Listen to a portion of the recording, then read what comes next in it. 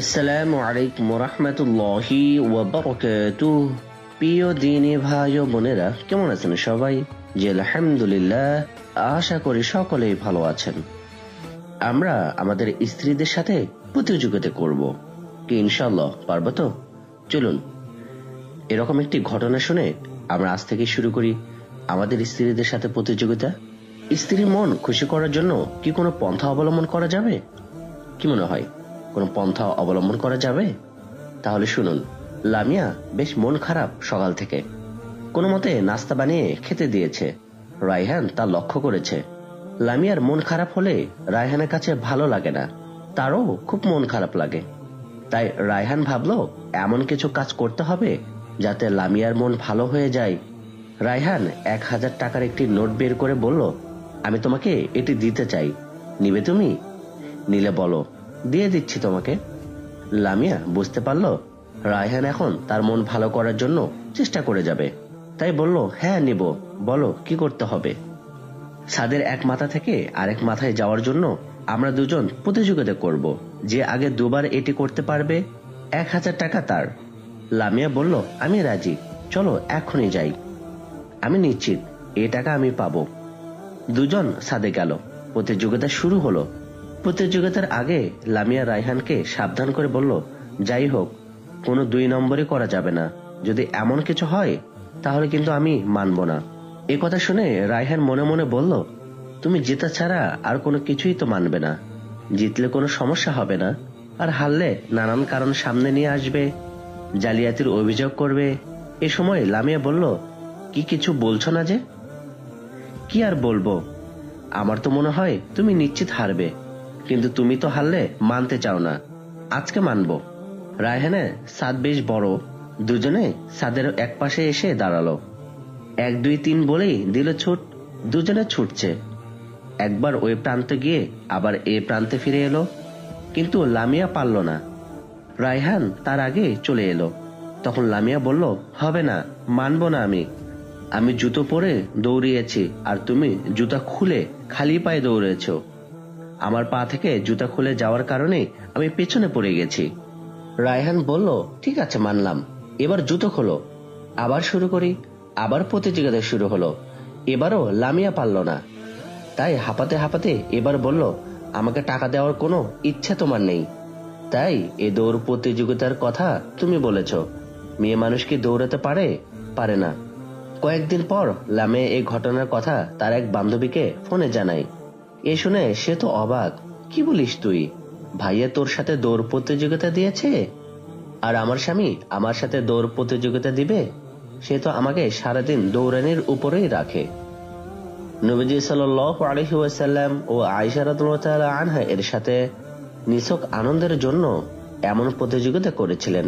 আয়েশা রাদিয়াল্লাহু তাআলা আনহা বলেন, আমি রাসূলুল্লাহ সাল্লাল্লাহু আলাইহি ওয়াসাল্লামের সাথে এক সফরে ছিলাম। তখনও আমার শরীর ভারী হয়নি। নবীজি অন্যদের বললেন, তোমরা এগিয়ে যাও। তারা সামনে এগিয়ে গেল। তারপর তিনি আমাকে বললেন, আসো আমরা দৌড় প্রতিযোগিতা করি।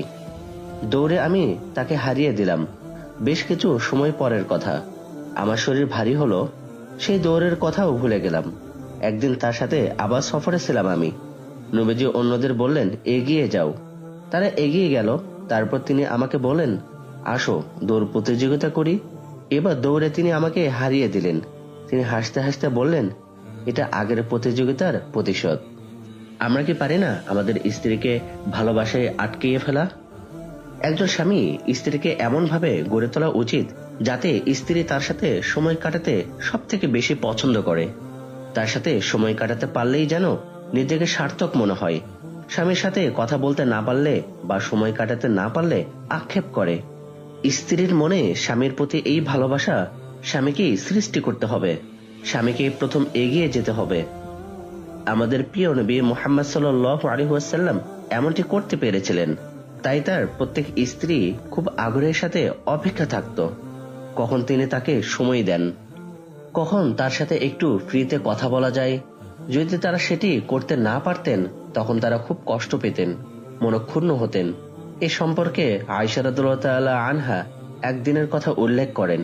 তিনি বলেন, নবীজি কোনো যাত্রার বের হওয়ার আগে স্ত্রীদের মাঝে লটারি দিতেন।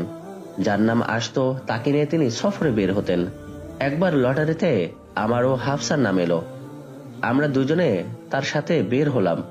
নবীজি সারাদিন ভ্রমণে থাকতেন, রাত হলে আমার সাথে হাঁটতেন, গল্প করতেন। এক রাতে হাফসা আমাকে বলল, তুমি কি আজ রাতে আমার উঠে থাকবে আর আমাকে তোমার উটের উপর থাকতে দেবে? তাহলে তুমি দেখবে এবং আমিও দেখতে পারবো। আমি তার প্রস্তাবে রাজি হলাম আর বললাম, আচ্ছা ঠিক আছে। আমি হাফসার উঠে চললাম, হাফসা আমার উঠে।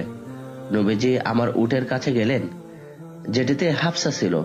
নবী সালাম দিলেন এবং তার সাথে উঠে বসলেন। নামার আগ পর্যন্ত সে উঠেই থাকতেন। যখন রাসূলুল্লাহ সাল্লাল্লাহু আলাইহি ওয়াসাল্লাম তার সাথে উঠে বসলেন, আমি ঈর্ষা অনুভব করলাম। আমি ঘাসে পা রেখে বলতে লাগলাম, আল্লাহ, কোনো বিছা বা সাপ আমাকে যেন কামড়ে দেয়। রাসূলের ব্যাপারে আমি তো কিছুই বলতে পারবো না, কারণ তিনি তো আপনার রাসূল। আমরা কি পারবো না আমাদের স্ত্রীদের প্রতি যত্নবান হইতে? স্ত্রীর সুযোগ সুবিধার প্রতি লক্ষ্য রাখা একজন স্বামীর অন্যতম একটি দায়িত্ব। কোথাও গেলে যাতায়াতে তার সমস্যা হচ্ছে কিনা, কোনো অসুবিধার সম্মুখীন হতে হচ্ছে কিনা তা খেয়াল রাখা উচিত। এটি হলো স্ত্রীর প্রতি স্বামীর যত্ন। এতে একজন স্ত্রী স্বামীর প্রতি আস্থাশীল হয় এবং তার প্রতি নির্ভরতা বাড়ে। নিজের ভেতরেই সাহস সঞ্চার হয়। ছোট্ট এই বিষয়গুলো অনেকে এড়িয়ে চলে, কোথাও গেলে নিজের মতো করেই চলে। স্ত্রীর কি সুবিধা অসুবিধা তার প্রতি কোনো ভ্রুক্ষেপ করে না। এতে অনেক সময় স্ত্রীর কষ্ট হয়, কিন্তু মুখ ফুটে তা বলতে পারে না। ফলে আনন্দের সফর বিষাদে পরিণত হয়। জাহিদ এবং সোহান পরিবার নিয়ে ঘুরতে বেরিয়েছে। তারা সিলেটের চা বাগান সহ আরো কিছু দর্শনীয় স্থান পরিদর্শন করবে। মেয়েদের জন্য একটি মাইক্রোবাস আর তারা দুজন মোটর সাইকেলে করে এ ভ্রমণ করছে।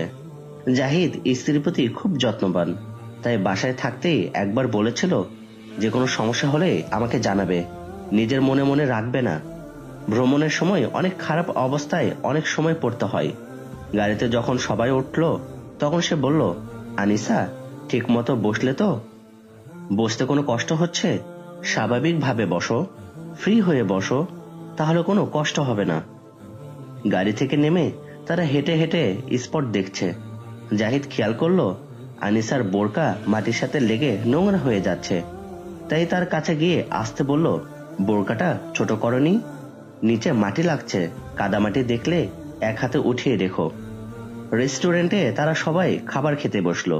জাহিদুল বুঝতে পারলো আনিসার টিস্যু লাগবে। টেবিলে টিস্যু নেই, তাই আনিসা চাওয়ার আগে জাহিদ ওয়েটার থেকে টিস্যু নিয়ে তার সামনে রেখে দিল। আনিসার সাথে যা হচ্ছে সবাই খুব মনোযোগ দিয়ে খেয়াল করছিল। সোহানের স্ত্রী একদিন ফোনে বলল, ভাবি, ভাইয়া তো আপনার খুব কেয়ার করে।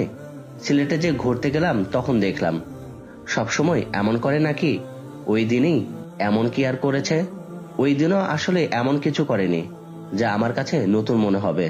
ও সব সময় আমার এমন খেয়াল রাখে, শুধু বাইরেই না, ঘরে থাকলেও আমার এমন যত্ন করে। আমাকে কথায় বা কাজে কোনোভাবেই সে কষ্ট দিতে চায় না।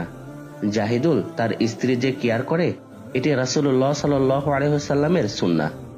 রাসূলুল্লাহ সাল্লাল্লাহু আলাইহি ওয়াসাল্লামও তার স্ত্রীদের এমন যত্ন করতেন, তাদের সুযোগ সুবিধা ও অসুবিধাগুলো দেখতেন। আনাস ইবনে মালিক রাদিয়াল্লাহু তাআলা আনহু রাসূলুল্লাহ সাল্লাল্লাহু আলাইহি ওয়াসাল্লামের একজন সাহাবী। তিনি বলেন, নবীজি এক সফরে ছিলেন। তার সাথে আনজাশা নামে এক হাবশী গোলাম ছিল। সে মহিলাদের বাহন উট নিয়ে যাচ্ছিল।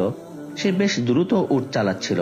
তখন নবীজি তাকে বললেন, আনজাশা, কাঁচ পাত্রগুলো ভেঙে যাবে, তথা নারীরা আছে, আস্তে যাও।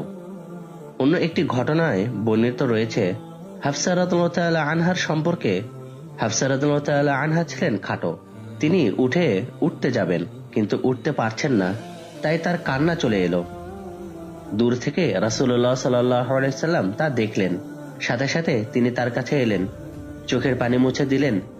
এক হাঁটু মাটিতে ফেলে আরেকটি পা তিনি দাঁড় করে হাফসা রাদিয়াল্লাহু তাআলা আনহাকে বললেন, আমার এই পায়ের উপর এক পা দিয়ে তুমি উটের উপর ওঠো। হাফসা রাদিয়াল্লাহু তাআলা আনহা তাই করলেন। রাসূলুল্লাহ সাল্লাল্লাহু আলাইহি ওয়াসাল্লামের রানের উপর এক পা দিয়ে তিনি উটের পিঠে উঠলেন। এই তো বোধ হয় স্ত্রীর প্রতি স্বামীর যত্ন।